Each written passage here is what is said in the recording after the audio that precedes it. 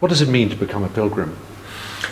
I think something happens when, to put it in my own frame of reference, when I accept and realize and know that my journey I'm on a spiritual journey through this life.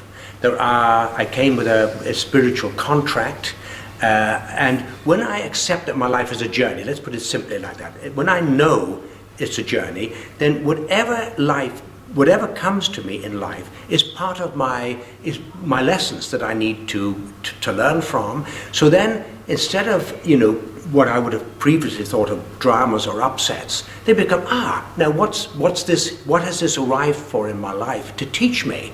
And so then life itself becomes literally a sort of an exciting adventure. Now what does this mean? This is a new one. I wasn't expecting this. And so I start listening for what life is trying to teach me. Then it becomes this incredible, exciting journey, rather than a sort of, stumbling from one crisis to another. Now, there are some times when I forget that, but when I remember it, my life becomes such a joy. In your opinion, how would you describe the typical pilgrim?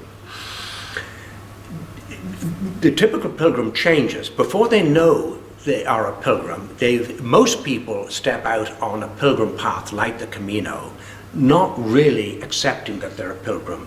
Something's happened in their life which hasn't gone right. There's a drama that's happened that they're grappling with. So they want a great time, they step out onto the path, and what happens then, the moment where they become a pilgrim, is where they start opening up to a bigger part of themselves, a wiser part of themselves, a higher part of themselves, that wise inner guide to say, help, I need help. So there's a switch point from going because they're not quite sure, they know something in their life isn't working, to a moment that comes where they say, okay, it's not working, but I can't solve this myself. I need help from a bigger part of me, whether we call that St. James or whatever we call it. And when that openness for new insight to drop in from that higher dimension, that's when the magic happens. I mentioned before that wonderful piece from Einstein, that we cannot solve a problem with the same mindset that gave rise to the problem in the first place. When all is said and done, we need a new consciousness. So that's the critical point, opening up to the wisdom that is available when we say, help, I'm lost, I don't know. Now there are people who do go purely as a holiday on the Camino, and there are some, for example, couples who decide we have a big anniversary coming up, let's celebrate that by doing the Camino. Yes. That's a different type of pilgrim. Yes, but really the holiday as an expression always becomes, along the Camino, holy days, because you're surrounded by people who are consciously and overtly on a spiritual journeying. So you really don't meet holidaymakers along this route. You meet people who are even the skeptics starting out. We've all got something in an aspect of ourselves which we can open up to. And I would say to you that don't forget that this route carries an incredibly powerful energy stream. People have been walking this route for thousands of years, asking deep, meaningful questions. And that's tangible, you feel that, do you? It is absolutely firmly embedded in this route. If you can envision 250,000 people every year for thousands of years walking that route, asking these deep, meaningful questions, is incredibly powerful. You don't need to believe in song lines or ley lines, but I tell you, that route is embedded with an incredibly powerful, regenerative, transformative energy. And even the densest, hardest skeptic is not immune from that. Now let's say somebody decides to go. What is the next step? Do you need the help, of a tour operator to organize it for you, or can you start out entirely on your own? You can do both. There are those who, for whatever reasons, will want to get something like Follow the Camino to package it for them and organize the dates and the accommodation and the transport.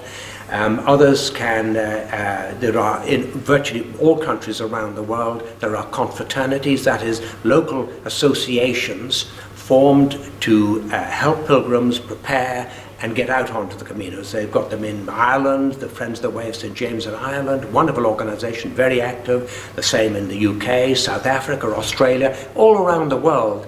Budapest, there are these organizations. So you can knock on their door? You can knock on their door. They say, great, they will put you in touch. They'll have evenings where you get to talk to seasoned pilgrims about what worked for them and what didn't. So there are wonderful facilities to help you prepare to go out.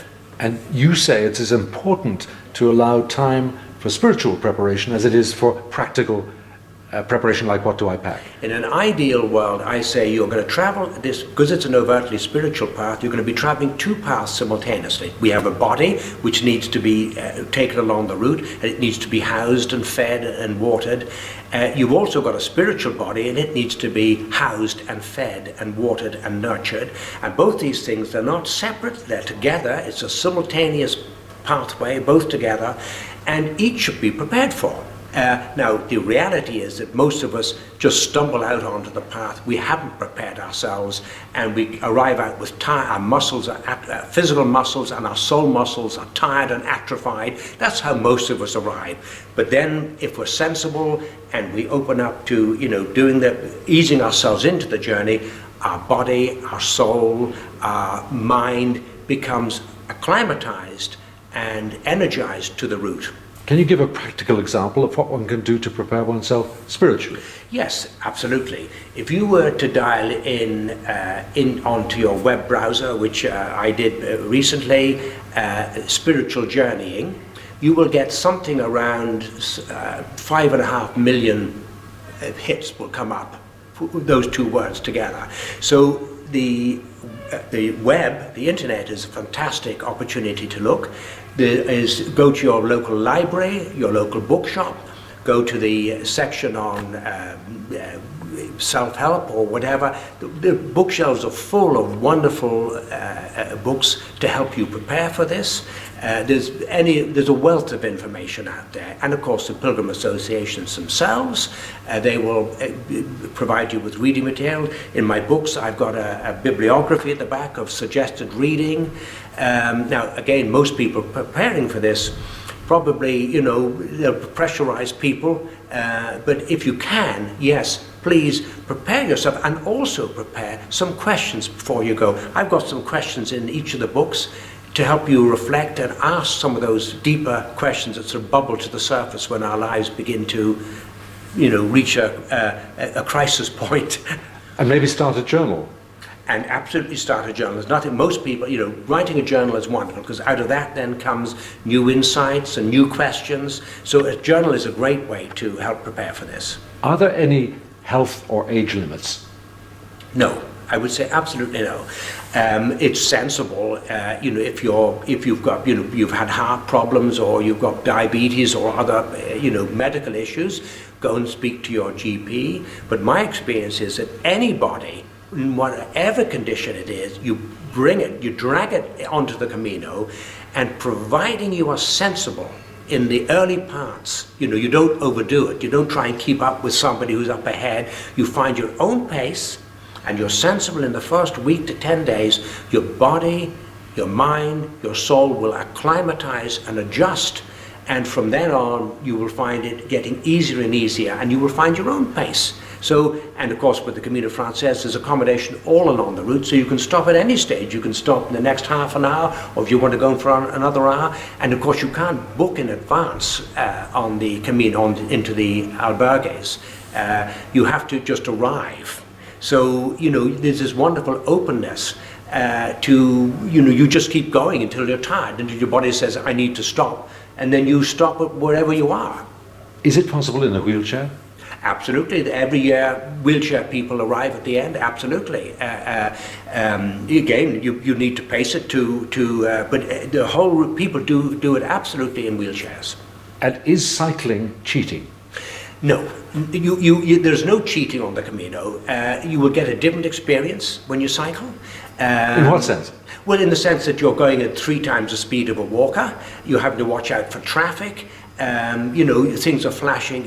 There are other things occupying your mind. Whereas if you're walking, you can lift up, you can look around. It's a very different experience. I've been on both, and I can tell you, walking, it's the slow pace, and of course, with a bicycle, you can't be part of the grouping that forms because you're traveling at a different speed. So if you meet people in the evening, they're gone. You never see them again.